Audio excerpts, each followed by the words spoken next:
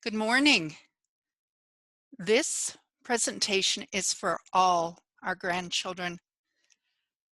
Thank you for the opportunity to contribute to the review of the proposed Grassy Mountain Coal Project, located on the ancestral lands of the Blackfoot Confederacy. Slide, please. The Eco-Elders are a group of Albertans concerned about the environmental quality we are leaving to future generations. Today, we represent their interests, those who have no voice in this development but will be greatly impacted by it. We are elders, parents, grandparents, and representatives of a generation that has contributed to the environmental stressors and destructions which will detrimentally impact future generations. We recognize that the short-term decision-making of our generation has not allowed us to be good ancestors, protecting our grandchildren's legacy for the future. We come with hope that this environmental assessment will focus on the future for all Albertans, rather than the short-term financial benefits for the few. Slide, please. We recognize there is value in this coal project in terms of immediate jobs and incomes for the current generation in local communities. But what does it offer for the longer term and to future generations? As Albertans, we must aspire to be proud and ethical stewards of these lands entrusted to us. Slide. The land surrounding this project holds magnificent landscapes, supporting varied ecosystems, a bounty of wild species, and pure headwaters, clean air, fresh winds, and a balance of rainfall and sunshine, supporting an active rangeland and grasslands to the east. The proposed project will negatively impact these valuable ecosystems in the near term and cause significantly adverse environmental effects well into the future. Our children's health, livelihoods, and ability to thrive on this land will be diminished because of this project. Slide, please. We ask you to consider the many impacts of this proposed coal project on our environment. First, the mine proposal represents multiple and direct assaults on our environment. Open pit mining is by definition a permanent and extreme change to the landscape. While it may be rehabilitated, it cannot be restored. The mountain is gone, and a forest will struggle to regenerate, especially if rehabilitation is poorly done. Our forests are already under stress from climate change and need to be preserved wherever possible. The loss of these environmental resources limits future options for our grandchildren's generation and beyond. Second, water is the source of life for all ecosystems, and whether we acknowledge it or not, we are part of the ecosystem, and along with other species, rely on its health.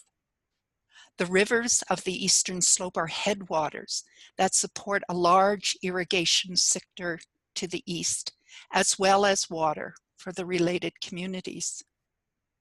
With melting glaciers from climate change, our overall water supply will be reduced, and pollution from the mining operation will further reduce the potability of that supply.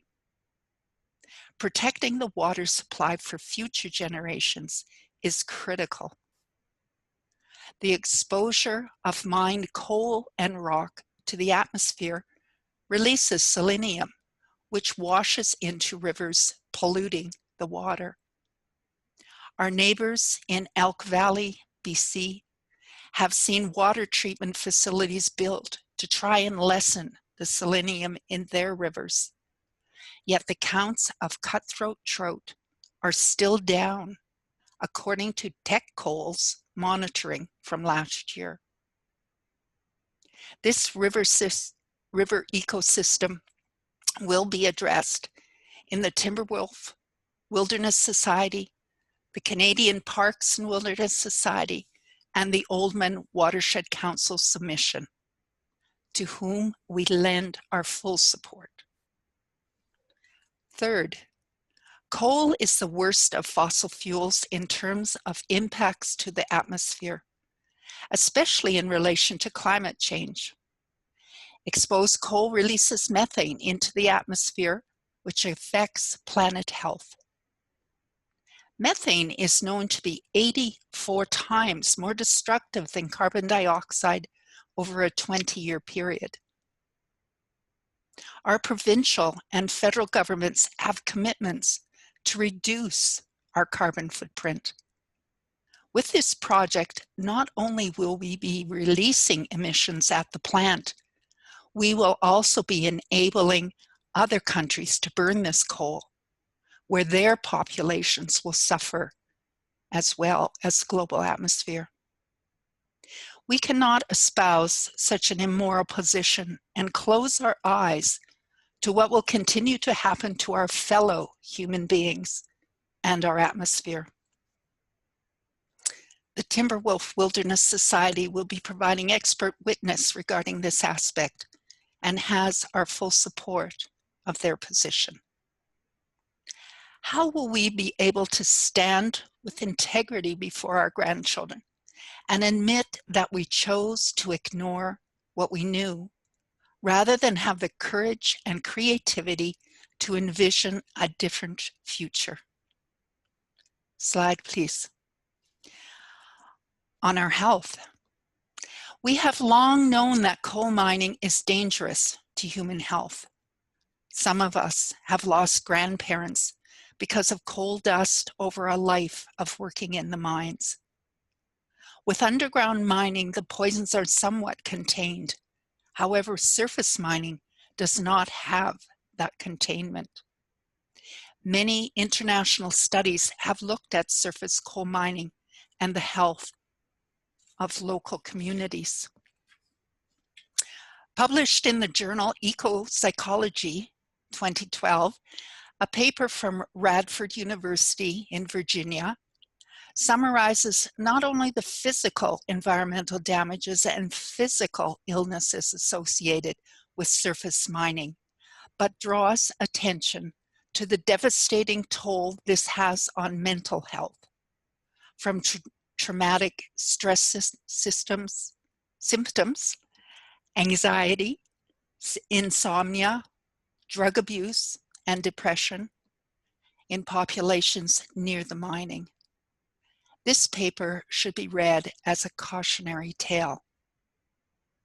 In 2015, an article in the Extractive Industry Society publication by author Michael Hendricks with the School for Public Health at Indiana University concluded that epidemiological data demonstrate that populations in mining communities have poor health, and the weight of evidence reinforces previous science-based calls to discontinue mountaintop removal mining due to its environmental and public health risks. In 2016, research out of Georgia State University regarding surface mining found that in areas where this mining exists, there is a 40% greater chance of people living with major depressions and mental health issues that pose enormous challenges to the affected coal communities and will linger for decades. In 2018, the BMC Public Health Journal out of Australia published a systematic review of epidemiological studies concluding that reduced health-related quality of life, increased perceptions of detrimental health conditions, and higher frequency of medical consultations existed in communities resident or in proximity to coal mining. Why, given this evidence that we have from other jurisdictions, would we think that our situation could be different? We are aware that COVID-19 has exposed the degree of air pollution we already suffer from. Images taken of cities and regions before and during COVID show dramatic reduction in air pollution with decreased industrial activity. Doctors are also reporting reduced asthma and similar problems. Coal is one of the worst contributors to air pollution and respiratory health. Our present grandchildren are living with COVID-19, and no changes must be made to create a healthier environment for their future. Will we help them in this aspiration? These health concerns will be fully presented by the Livingston Landowners Group, and their position has full support from our members. When our grandchildren ask us why we could not have made different choice and thereby protected their health, what will we say? Slide, please. On our present economy, Alberta's current economic problems are the result of a singular long-term reliance on fossil fuels. We recognize the economic and employment opportunities this coal mine may present in the short term to the economy, and we understand the attraction for Crowsnest Pass communities who need a boost to their economy and want to believe the promises. However, it must be recognized that short-term benefits need to be balanced against the multiple pressures already on the Earth and its atmosphere. Are the 20 years during which this mine is expected to be profitable and extracting from Canada worth the hundreds of years of devastation that will be wreaked upon our future generations? We expect our governments to think beyond fossil fuels and support sustainable economies for these and all communities. Importantly, the assumption of future markets for this coal is questionable. Climate change is driving a search for alternatives to fossil fuels. Financial markets are increasingly reluctant to invest in or insure fossil fuel projects. Technology is changing fast. With recent developments in Germany and Sweden, it is expected that hydrogen will be the future for steel production, not coal. This proposed development indicates it will continue to almost 2050, when climate experts and the Intergovernmental Panel on Climate Change say we need to have moved substantially beyond fossil fuels if we hope to preserve a reasonable living environment for future generations. Many believe that coal mining will improve our economy with increased revenue and jobs. However, statistics from 2017 show that revenue from the tourism sector towers over coal royalties, and the tourism sector employs 9 times more people than those working in mining, quarrying, and their support activities for that year. If coal mining were to even double in value, it would still provide only a fraction of the economic benefit from tourism. Why would we Albertans want to destroy our landscapes, create pollution, and threaten one of our most profitable industries? Slide, please. The financial legacy of the project is likely to be negative, extraction industries have a well-established record of walking away from their responsibility to rehabilitate once the money stops flowing. If hydrogen is the future of steel production, this does not bode well for Riversdale maintaining a profitable mining operation for the longer term. And of note, the proponent is a subsidiary of another organization. This type of structure enables companies to avoid future responsibilities by limiting their exposure. Our province is already struggling with billions of dollars in environmental liabilities from orphan wells. This project could add an additional financial burden on future generations. Do we really want to add to the financial liability we are already passing on to future generations? Government taxes from mining industries are considered the lowest of any industry and are often allowed to be deferred by governments when they accrue during boom years. Once the mining company has left, especially if they are foreign, these tax liabilities remain on the books. Also, our provincial government has recently frozen or reduced royalties for fossil fuel companies. So what are our grandchildren really to gain from the Grassy Mountain Coal Project, except destroyed ecosystems, sick communities, and financial liability? Next slide, please. We need an alternative vision for Alberta in finding nature's solutions. Protecting our ecosystems and landscapes is the best way to ground a positive vision for our future. To get us to a stable climate, nature solutions need to be included. These are the most cost-effective way to reach our climate targets and ensure a healthy future for all.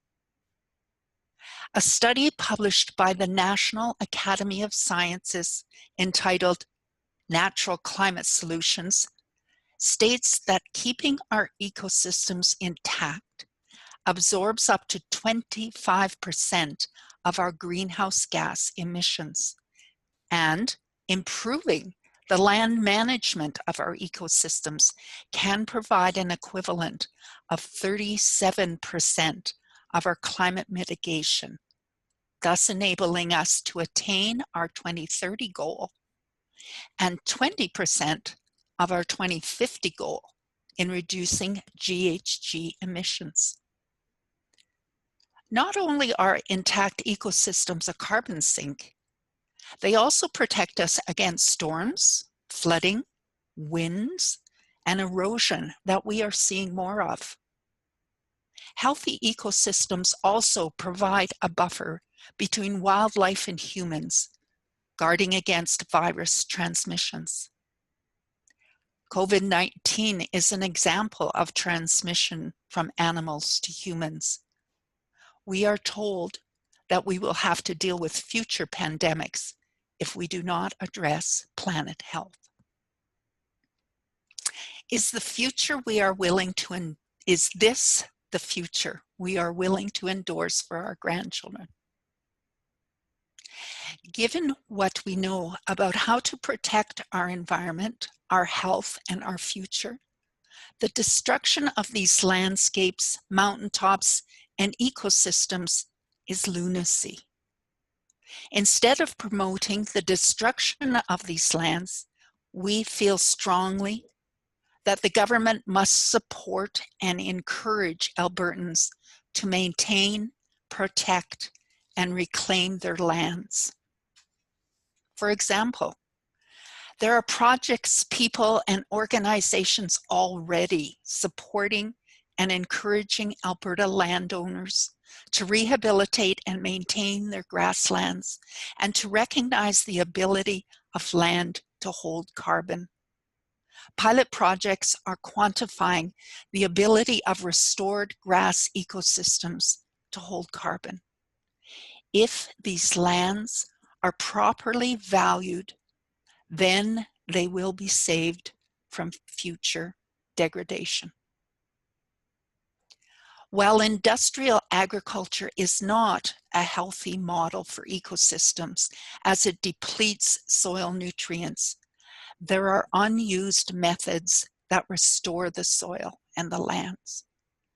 An Alberta organization, Rural Roots to Climate Solutions, is providing education to farming communities to become part of the solution toward the health of our ecosystems.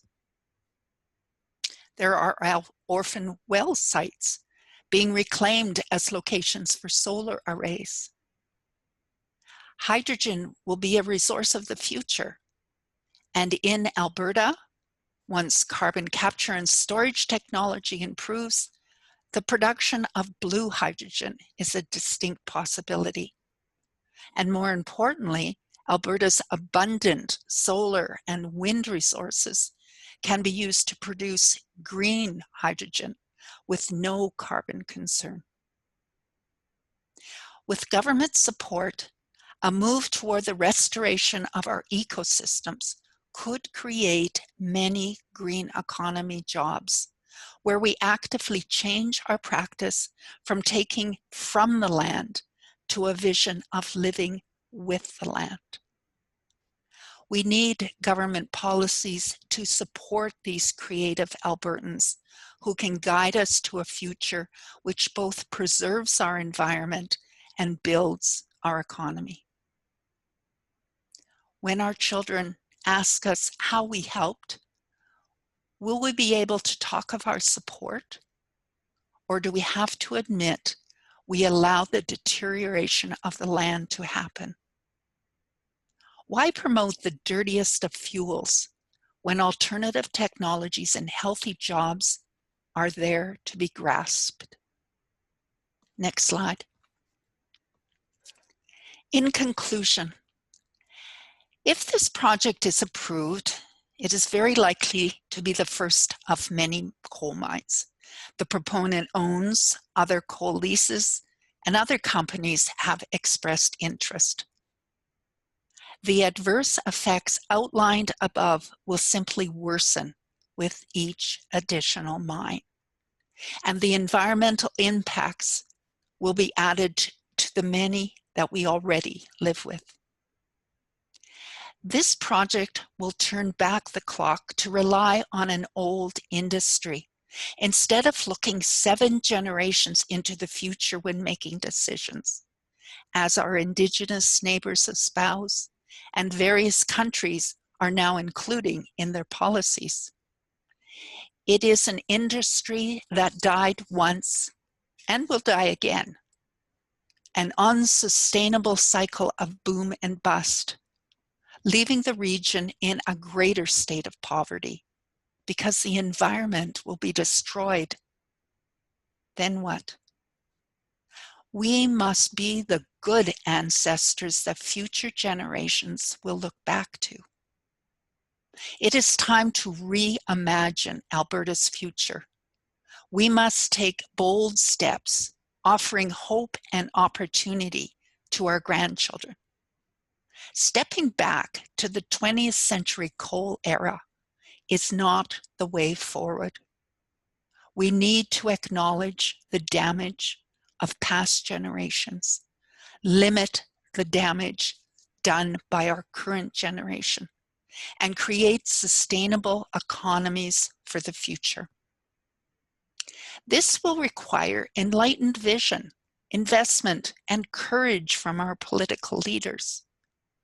As Cristina Figueres, Costa Rican diplomat and former UN Secretary for Climate Change, has noted, the Anthropocene does not need to go down in history as the age characterized by human-induced destruction. It can be the time when we rewrite our expected future for a better one. We still hold the pen. We must conceive of success and take immediate steps toward it. Across the world and in our own country, the legacies of people once considered great are being challenged. What do we want our legacy to be? What kind of ancestors will we choose to be? When future generations look back, will they ask, what did Granddad do as the climate deteriorated and pollution rose? He knew what was happening and he knew why. Then why did he not do something about it? Or, Grandpa and Grandma knew and they made the decision to change their life and look for cleaner ways to get their energy, protecting our environments and providing opportunities that we have today. Slide, please. This group of elders asks you to make a decision for that distant future. We would like our grandchildren's children to read about 2020 as the year when we said no to any new expanded coal or fossil fuel projects. They are inconsistent with the life-giving legacy we must bequeath to future generations. Therefore, we ask you, do not recommend approval of this project. Slide, please. Thank you.